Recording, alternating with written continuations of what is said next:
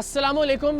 ये वीडियो मैं ज़मीन पर बैठकर इसलिए रिकॉर्ड करवा रहा हूँ कि ये मेरा एहतजाज है इस मुल्क के निज़ाम के ख़िलाफ़, और ये मेरा कानूनी और आइनी हक़ है कि अगर मुझे लगता है कि मुझे मार दिया जाएगा या मेरी टीम को किसी तरह का कोई नुकसान पहुँचा दिया जाएगा तो मैं कातिलों को पेशगी नामज़द कर सकूँ, और मैं नामज़द करने जा रहा हूँ। अगर खुदा न खास्ता ऐसी कोई नागहानी सूरत हाल होती है तो उस सूरत में मेरे या मेरी टीम के कत्ल का मुकदमा इस सूबे के चीफ़ जस्टिस, इस मुल्क के चीफ़ जस्टिस, इस सूबे के आईजी और इस मुल्क के हुक्मरानों के ख़िलाफ़ दर्ज होना चाहिए। इसलिए कि इससे पहले वीडियो में मैं आपको बता चुका हूँ कि एक शख्स जिसे 2017 में रेंजर्स के साथ हमने गिरफ़्तार करवाया था, जो जाली डीएसपी था, जब हमने रेंजर्स के साथ रेड की उस वक्त भी कपकपाती, रोती, बिलकती, चीखती, चिल्लाती, मदद मांगती, बंधी हुई लड़कियों को हमने वहाँ से उसके चुंगल से बाजियाब करवाया था। हमारे लोगों ने उसकी टीम में शामिल होकर उसकी खूंखार वारदातों को रिकॉर्ड किया था। हमने आपको दिखाया था कि किस तरह से वो मियाँ बीवी को लेकर आया था, दोनों को बरहना करके तशद्दुद का निशाना बनाया था, बीवी को अपने पास रखा था और शौहर को भेजा था कि वो अपनी बीवी के तावान के पैसे लाए और बीवी को वापस लेकर जाए। ये तमाम तर उसकी दहशत, उसकी वहशत, उसकी बर्बरियत हमने रिकॉर्ड की अपनी जान पर खेल कर। एक लहजे के लिए जो लोग कहते हैं ना जी फेक और प्लांटेड प्रोग्राम, ज़रा कोई एक लम्हे के लिए ये जुर्रत करे कि लोडेड पिस्टल्स के सामने आप उसके गैंग में शामिल होकर उसके खिलाफ खुफिया रिकॉर्डिंग कर रहे हो। अल्हम्दुलिल्लाह हमने वो किया, रेंजर्स के साथ इसे गिरफ्तार करवाया। अल्टीमेटली ये शख्स बाहर आ गया, और जो ये शख्स बाहर आया है उस पर कितनी FIR हैं ज़रा मुलाहिजा कीजिएगा। इसकी वालिदा आंटी शबनम, उन पर जो सिर्फ अभी पिछले 24 घंटे में हमने रिकॉर्ड हासिल किया उसके मुताबिक 5 FIRs हैं। 2013 में 2, 2014 में 1, 2015 में 1, 2016 में।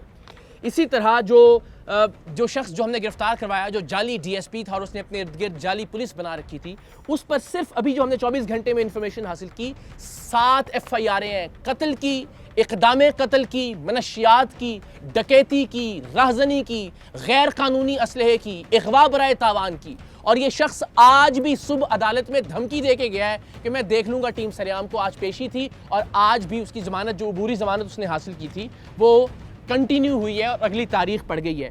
आप अपने साथ साथ भी देखते रहेंगे, लेकिन मैं आपको ज़रा बताता भी रहता हूँ। ये दरख्शां थाने में 2016 में इस पर दफ़ा 324 के तहत मुकदमा दर्ज हुआ। ये वजी जिस जाली DSP की मैं बात कर रहा हूँ, 2013 में हमने तो 2016-17 में कार्रवाई की, 2013 से इस पर मुकदमात होते आ रहे हैं और ये शख्स बाहर है आज भी। 2013 में इस पर FIR दर्ज हुई। थाना सर सैयद में पुलिस की जाली वर्दी बरामद हुई, 170 और 171 दफ़ात लगी। 292 दफ़ा के तहत 2013 में एक और मुकदमा इस पर दर्ज हुआ, इसकी वालिदा आंटी शबनम पर दर्ज हुआ। फिर वजी पर 2016 में 10/5/2016 को एक और मुकदमा दर्ज हुआ, 170, 171 और दफ़ा 34 के तहत थाना सर सैयद में। फिर 2/1/2016 को एक और मुकदमा इस पर दर्ज हुआ, 292, 294, 34, 371 A का। फिर वजी पर 2016 में 10/5/2016 को एक और मुकदमा दर्ज हुआ सिंध आर्म्स एक्ट के तहत, जिसमें एक पिस्टल 9mm बरामद हुई, 3 अदद लोडेड मैगजीन बरामद हुए इससे।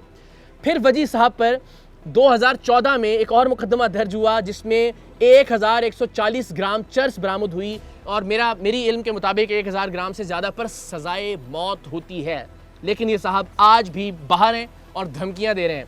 अगेन, धमकियों से डरने वाले नहीं, हर दूसरा आदमी इसी कैलिबर का हमने अल्हम्दुलिल्लाह बेनकाब किया है, और ये सारे के सारे हमारी जान के दर पे हैं। लेकिन चूंकि इसने कोशिश की अगवा करने की हमारी टीम के एक मेंबर को, उसकी CCTV फुटेज भी आप देख सकते हैं, हमने पिछली वीडियो में बताया भी, तो इसलिए ज़रा हम बेनकाब करना चाह रहे हैं इस मुल्क के सिस्टम को भी कि ये इतनी FIRों के बावजूद ये आदमी इस वक्त खुला फिर रहा है और धमकियाँ दे रहा है। 6/9/2014 को वजी साहब पर एक और FIR हुई, 394 और 34 टेपे के तहत। इस शख्स पर जाली DSP वजी पर 2/1/2014 को एक और मुकदमा दर्ज हुआ सिंध आर्म्स एक्ट के तहत, जिसमें रिवॉल्वर 32 बोर 2 राउंड जिंदा यानी और बगैर लाइसेंस के ये बरामद हुए से। सारी आप अपने साथ अपनी स्क्रीन पर देख सकते हैं। 28/5/2015 को वजी पर एक और मुकदमा दर्ज हुआ, 342, 324, 355, 170, 171, 392, 34, 504, 337 ये दफ़ात लगी इसके अंदर। फिर जनाब इसकी वालिदा पर, आंटी शबनम पर, जो कि बुनियादी तौर पर एक फहाशी का अड्डा चलाने का और मनशियात का अड्डा चलाने का काम करती हैं, 2014 में, ये नई FIR नहीं है, 2013 से ऑनवर्ड्स की FIRs आपको दिखा रहे हैं, 1595 ग्राम चर्स बरामद हुई 2014 में। ये FIR आप स्क्रीन पर देख सकते हैं। फिर जनाब एक और मुकदमा दर्ज हुआ और उसकी तारीख़ है 15/3/2020। ये थाना सर सैयद सेंट्रल में दर्ज हुआ और इसमें 371, 372 तेपे, 34 तेपे ये सारी दफ़ात लगी। ये वो हैं जो अभी हम हासिल कर सके रिकॉर्ड।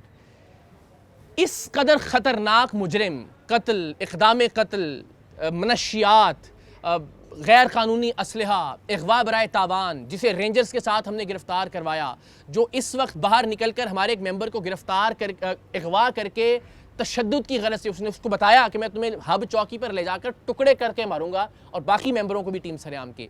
और वो अल्लाह की मेहरबानी से सीसीटीवी फुटेज में आप देख सकते हैं कि जो उसे गोलियां ज़बरदस्ती पिस्तौल के ज़ोर पर खिलाई थी, उनका असर ज़ायल हुआ और बेचारा वो भागने में कामयाब हो गया। तो उस अगवा का जो पर्चा हुआ उसकी गिरफ्तारी से पहले ज़मानत हो गई और आज उसकी ज़मानत में मज़ीद तौसी हो गई है। इस कैलिबर का शख्स इस मुल्क के अदालती निज़ाम के हाथों आज़ाद फिर रहा है। हमें तो अल्हम्दुलिल्लाह, मैंने अर्ज़ किया कि आप ये तो एक बहुत ही छोटे लेवल का मुजरिम होगा, इससे बड़े बड़े मुजरिमों को बेनकाब किया है। हम तो जब घर से निकलते हैं तो अपने बच्चों का माथा चूम के इस नीयत से निकलते हैं कि वापस पता नहीं आ सकेंगे या नहीं आएंगे, किस गोली पर हमारा नाम लिखा होगा। टीम सरेआम के जितने भी मेंबर हैं अल्हम्दुलिल्लाह जान लिटरली हथेली पर रखकर बेनकाब करते हैं मुजरिमों को और हर वक्त मौत का सामना करने के लिए तैयार रहते हैं।